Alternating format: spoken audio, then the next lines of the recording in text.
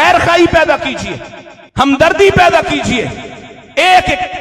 اور یارو تم خوش قسمت ہو، تمہیں یہ علماء ملے جو رب کا قرآن تمہارے سامنے رکھتے، جو پیارے رسول کا فرمان رکھتے۔ تم اپنی مساجد میں جاتے ہو، سال کے 52 خطبات میں تم قرآن و حدیث سنتے ہو، سینکڑوں خطبات سنتے ہو، سینکڑوں کانفرنسز سنتے ہو، تمہیں قرآن و حدیث پیش کیا جاتا ہے جس کی زندگی کی ابتدا وہاں ہوئی ہے جہاں دن رات اسے بابوں کے قصے سنائے گئے، حکایات سنائی گئیں، جھوٹی کہانیاں سنائی گئیں۔ اس کا قصور کیا ہے؟ تم اسے دھتکار دو گے، تم اسے مشرک کہہ کر، اگر اپنے سے جان چھڑا لو گے تم بدعتی کہہ کر، اگر دھکا دے دو گے۔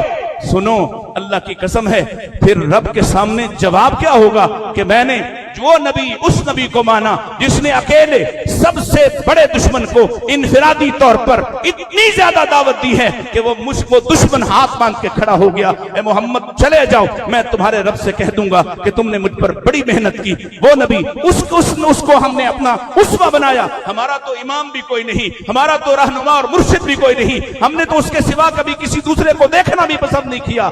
تو کیا دعوت میں اس کے اخلاق کو پسند کریں گے کہ آپ اس کے اخلاق کو لے کر لوگوں کو آپ سے شکوہ ہے کہ آپ زبان کے بڑے سخت ہیں، آپ اخلاق کے بڑے سخت ہیں، اس شکوے کو مٹا دو۔ اللہ کی قسم ہے دلائل تمہارے پاس اتنے شاندار، رب کی کتاب ہے یا پیارے رسول کا فرمان، وہی کے دلائل کے ساتھ کوئی دنیا میں تمہارا مقابلہ نہیں کر سکتا۔ بس اپنے اخلاق کو ٹھیک کرو، اپنی زبان کو ٹھیک کرو، اپنے طریقے کو ٹھیک کرو، حکیمانہ انداز سے دعوت دو، انشاءاللہ رب وہ فیصلہ کر دے گا جو انہی آیات نے فرمایا۔ وہ کیا تھا؟ فرمایا فَإِذَا الَّذِي بَيْنَكَ وَبَيْنَهُ عَدَاوَةٌ كَأَنَّهُ وَلِيٌّ حَمِيمٌ۔ دعوت کا ثمرہ اور فائدہ یہ ہے تم اگر رسول اللہ کی طرح دعوت دینے لگ گئے تو اللہ تمہارے دشمنوں کو تمہارا گاڑا دوست بنا دے گا، جیسے سب سے بڑے دشمن بن کر عمر نکلے تھے پھر گہرے اور گاڑے دوست بن گئے، جیسے بڑے دشمن بن کر ایک جنگ میں 5 سال تبدیل کرنے والے خالد بن ولید آئے تھے پھر سیف اللہ، سیف من سیوف اللہ بن گئے۔